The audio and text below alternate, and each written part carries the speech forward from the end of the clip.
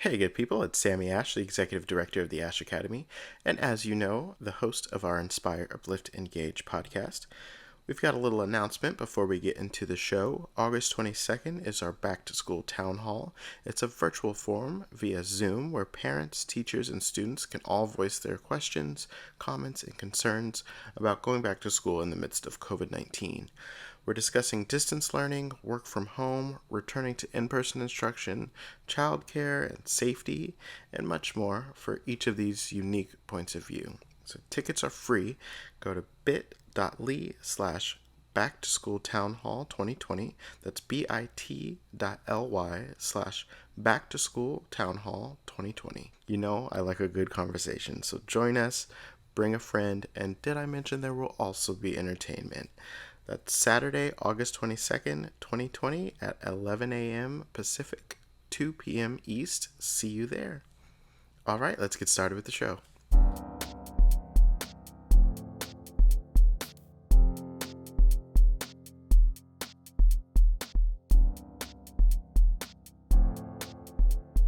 Welcome, everyone, to another episode of the Ashe Academy's Inspire, Uplift, Engage podcast. We are joined by Jacqui C. Smith, a Burbank, California-based illustrator. I'm super excited to have you here. She's also a friend of the foundation. She provided some illustrations for our digital coloring book. So happy to have you here. How are you doing? I'm good. How are you doing today? I am doing all right. So we've been starting out these one-on-one interviews with kind of like their journey, but I want to go straight through that. But kind of tell us exactly what an illustrator does, because we definitely want to expand horizons, and Yeah, maybe people don't know exactly what you would do as that profession. So absolutely. So an illustrator is kind of like a broad term for somebody who does illustration type designs. So there are different styles that fall under that, but an illustrator basically would illustrate children's books, do graphics for commercial work. They would do some logo work, some design work. So it's just a broad term for somebody who creates art in that kind of spectrum. awesome. So let's go ahead and dive into your journey. How did you get there? Like, how were you introduced to the arts? So I've been drawing since I was really young, since I was probably like 4 or 5. My grandmother was a Sunday school teacher, and she would always do these elaborate arts and crafts projects. So that was like to me the greatest thing in the world growing up as a kid. So I was always very hands-on, very creative. In high school, I took every single art class they had, and I even made them like make up one for me my senior year because I knew eventually that I would go into art. I just didn't know how I would get there or what it would look like. But my guidance counselor actually convinced me to go to school for animation. So that's what I ended up doing. I went to Savannah College of Art and Design in Georgia for a year, and then I transferred to back to Columbia College of Chicago because I'm from Chicago. And so I graduated from there with a degree in traditional animation. And then me and my best friend moved out to LA to like pursue the artistic dream of which was not how that went at all. So basically, I kind of got stuck in that cycle of working like survival jobs. Like I worked at Universal Studios in the theme park, sweeping up the park. It was a terrible job. I worked for a blacksmith. I worked for a fashion company. I kind of like bounced around, but I was always freelancing and taking on side gigs and projects whenever I had free time. And So I eventually went on to work at a small animation studio in Santa Monica, and that's kind of where I was like, okay, like this is cool, this is great, but I kind of just want to make my own stuff. So I left there, and then I was like, okay, I'm just gonna focus on freelance and my job at the art studio, and then that's it. And that's kind of how I came to where I'm at now, where I have my own line of like illustrations, and I make coloring books and stickers and prints and all this really fun stuff. But yeah, that's kind of like my journey. awesome, awesome. Were there any notable teachers along the way that kind of inspired you to go into specific paths within the arts? um, I think I learned more from my peers than I did some of my teachers. One of my teachers Interesting. at Columbia did teach me a lot. His name is Joe. He the first day of class, he was standing on his desk like, "This is gonna be like the best 4 years of your life," and I was like, "Oh, this man's really cool." Like he basically made learning as fun as humanly possible, which was really cool. Yeah, so I've had a couple teachers there that was really great. But yeah, my peers really were the ones that kind of like pushed me to try better and to learn more, because you can only learn so much in a classroom at an Mhm. art school. Like they only teach you a structured amount, not necessarily everything that you need to know about art, the art world. Like you don't learn about business, you don't know how to run your own business, you don't know learn a lot about how to get a job Mhm. necessarily. So I learned from them kind of how to get that going. So yeah. Let's definitely talk more about the business side of the arts. Oh. Um, yeah. So like, where did your journey start to branch off into? I need to know this stuff. I can um definitely speak for myself, where it's like I got a master's because I didn't want to seem like just yeah, an art or an artist or a creative. Not saying that that's bad or absolutely. anything, but um you're viewed as just something if you don't know that you have that background. yeah. So yeah, um how did you go about So my parents always said, like, take a business class in college. And I was like, no, no, no, I'll go to Japan for a it? semester instead. So I I didn't do that, and I should have done that. Like, there's a reason older people tell you to do certain things, and you're like, no, I'm going to be young and stupid. So I didn't do that. I did it the extremely hard way. When I started freelancing, I didn't know anything about running a business, taxes. Taxes was the biggest hurdle. I didn't know anything about marketing, nothing. So I was just kind of like doing stuff and kind of learning as I went along. So I had to Mhm. learn how to make a contract. I had to learn how to file my taxes as an independent. I had to learn how to negotiate with clients. Like I had to teach myself all of this because, of course, at art school, they teach you how to be an amazing artist. They don't teach you how to make money as an artist, though. Yeah. So that was kind of like my journey. I'm just now getting to a place where I can confidently say that I know what I'm talking about. You know, like it took me like a couple years to really feel like I learned from my mistakes, for sure. So what sparked your decision to go freelance as opposed to working for other people? So you work with people now. It's not Yeah, working I work for with someone. people, not for them. I think it was just seeing how like corporations and businesses are run. I like to do my own thing. And I've always known that about myself. Like, I'm very independent.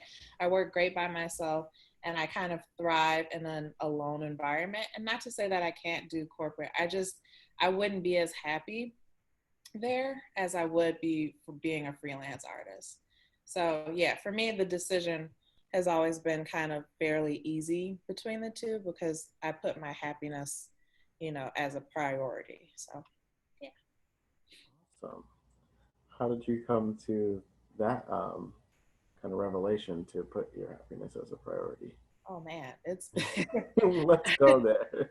it's been a journey for sure. My parents have always encouraged me, thank God, to like pursue things that I'm passionate about. So they encouraged me to become an artist and to make art that I like and enjoy. But yeah, I think it took like years of really like getting comfortable with myself and who I am and my art to kind of be able to say like, hey, like I'm fine with the way things are in my life. I'm fine with the way they're going. And just go of like expectations that you put on yourself or other people put on you, has been like, I don't know how I got there, but that's where I'm at. Yeah. Awesome. So another discussion I always have with artists is ownership. How important is the ownership of your art or things Oh, that you create? oh, it's very important. I think there's so much like stealing of art. There are so many people who get like they lose out on potentially like millions of dollars because they didn't copyright their stuff or they hadn't taken that ownership of it. So I'm very aware, like, if this is something that I've made, then this is part of my brand, like this is mine. And it's important to acknowledge that, you know, you've made this, you've produced it, and if anything comes of it, it comes to you and not to, you know, somebody else who's copied your work. Wow. Have you had any horror stories yourself of anyone No, I've actually been very fortunate so far. representing? I mean, I know I will at some point in the future. I think every artist goes through that. Um, but yeah, it's definitely a big issue amongst artists is the plagiarism and copying and just straight up stealing people's art and using it for something else. But yeah, I haven't had that issue yet. So I'm gonna knock on wood for that. yeah. Stays that way. So, what would you say is the most challenging part of your artistic process? I would say um most challenging part is dealing with rejection, probably. And it's not so much, it's a rejection that I put on myself more than anybody else.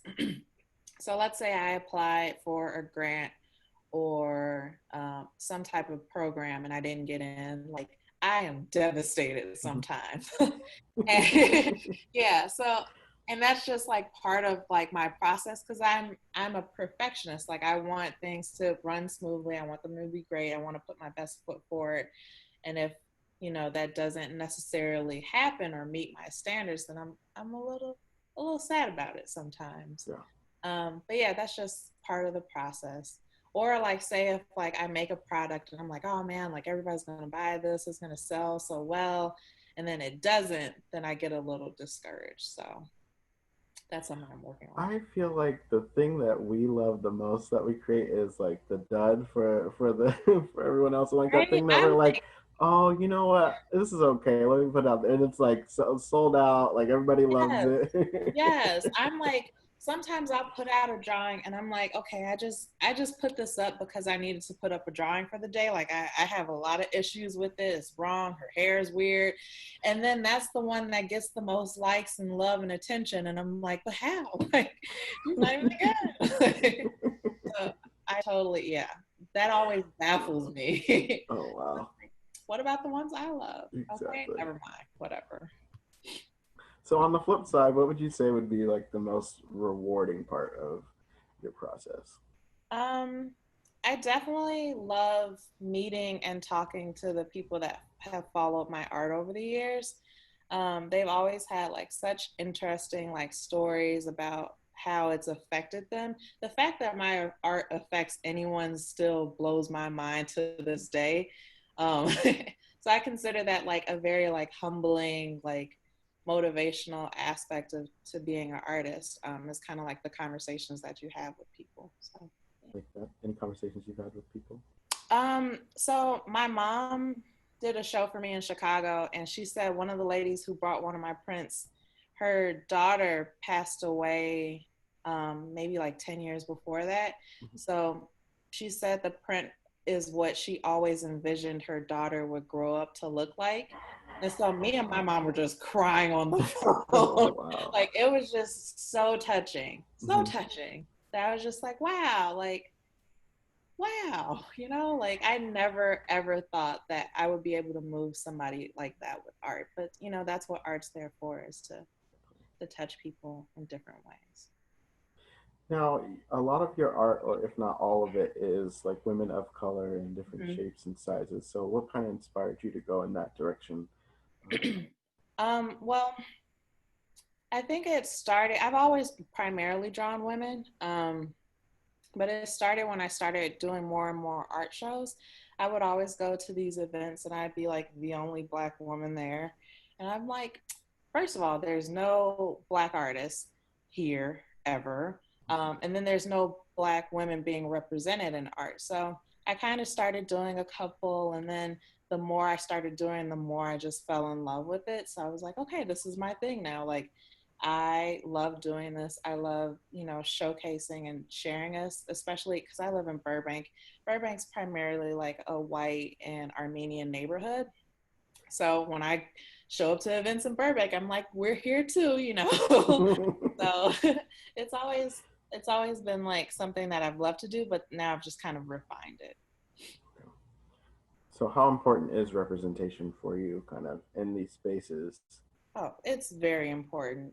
Um, I mean, there have been times where I'm like, I don't know if I'm going to go back to that event. And then I do just because I know we need to be represented there in that Mm-hmm. space.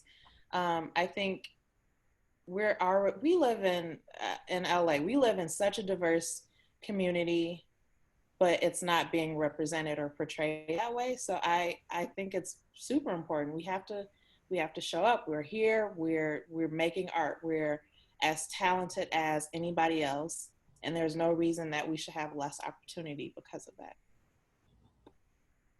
Our very first episode of this podcast was about tokenism.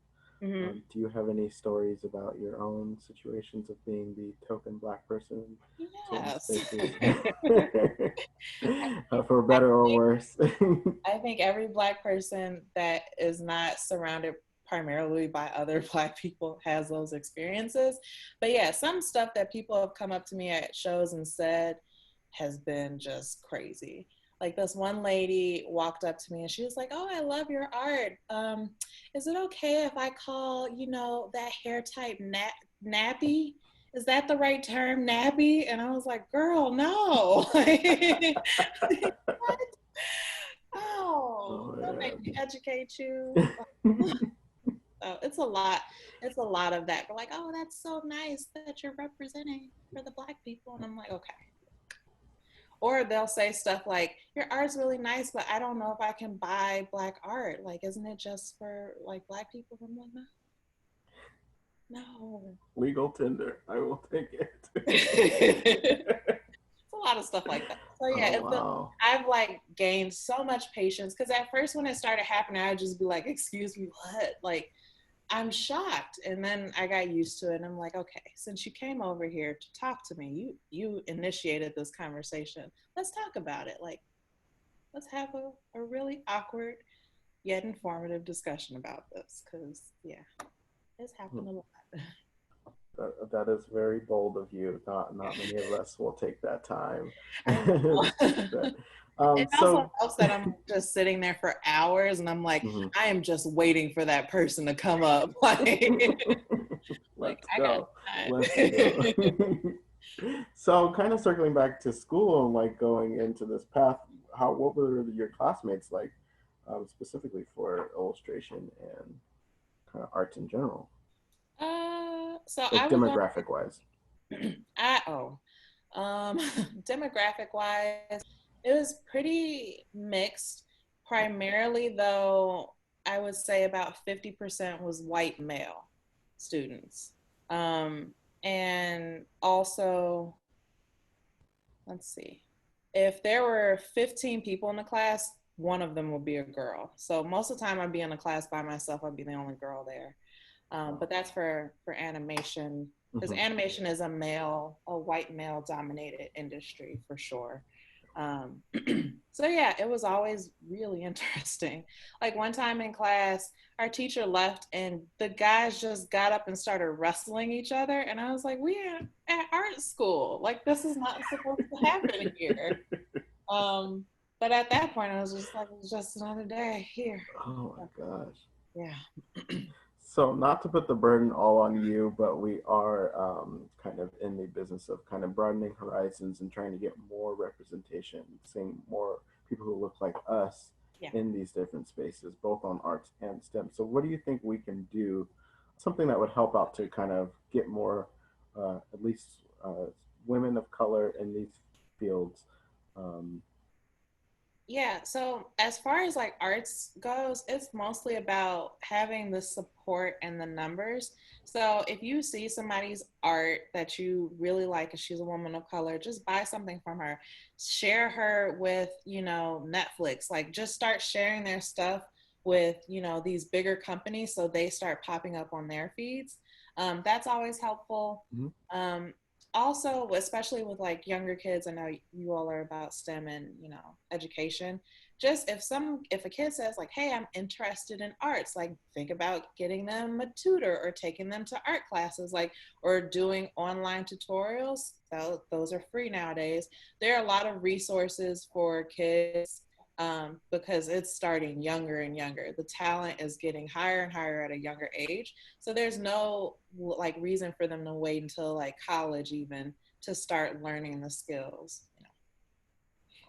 Awesome. Yes, big proponent on that, especially the parental engagement. How important or impactful were your parents in kind of making sure that you got to this field? Oh, they were so on board. Like, I am so fortunate to have very supportive parents. They've not always known that I've loved to draw, so they always kind of like encouraged me to keep it up. My mom actually is like probably my biggest cheerleader to this day. Like, she is always like, let's support Jacqui's art, like all the time. It's a little much. She has like 30 of my pictures in her house. But Awesome.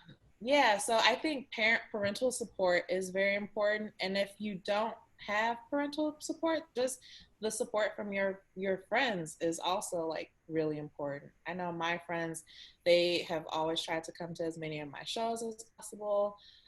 They're always telling other people about it. So yeah, it's very important to have a good support system, even if it, you know, takes on a different form.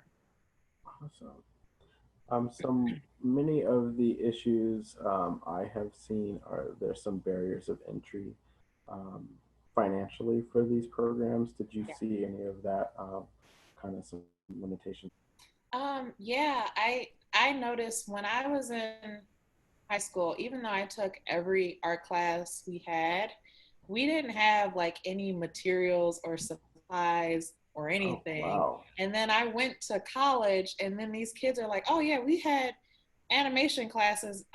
Started taking animation in ninth grade. I'm like, excuse me? Like, that's a thing that's happened before?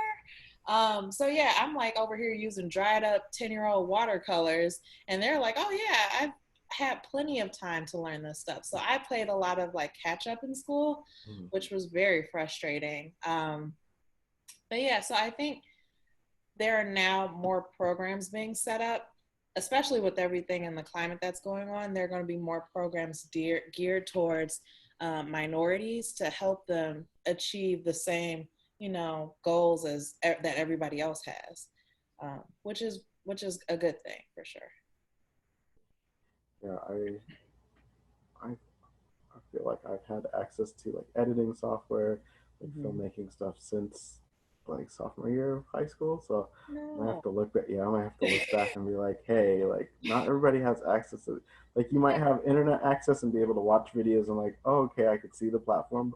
Yeah. They're not everyone's going to be able to have that MacBook Pro and whatnot. Mm-hmm. So, what are some of the tools that you use when you're creating? I have a Wacom Cintiq. It's like a giant drawing tablet. Mm-hmm. So I use that, and I use Photoshop and Adobe products, and that's it. It's pretty simple setup, and I have a Mac. Um, but yeah, it's I think it's very important if you're going to do this professionally to invest in, you know, quality equipment because you use it every day and it's going to last you a while. So yeah, like I've had my Cintiq for like almost 12 years. Oh So. wow, awesome. Mhm.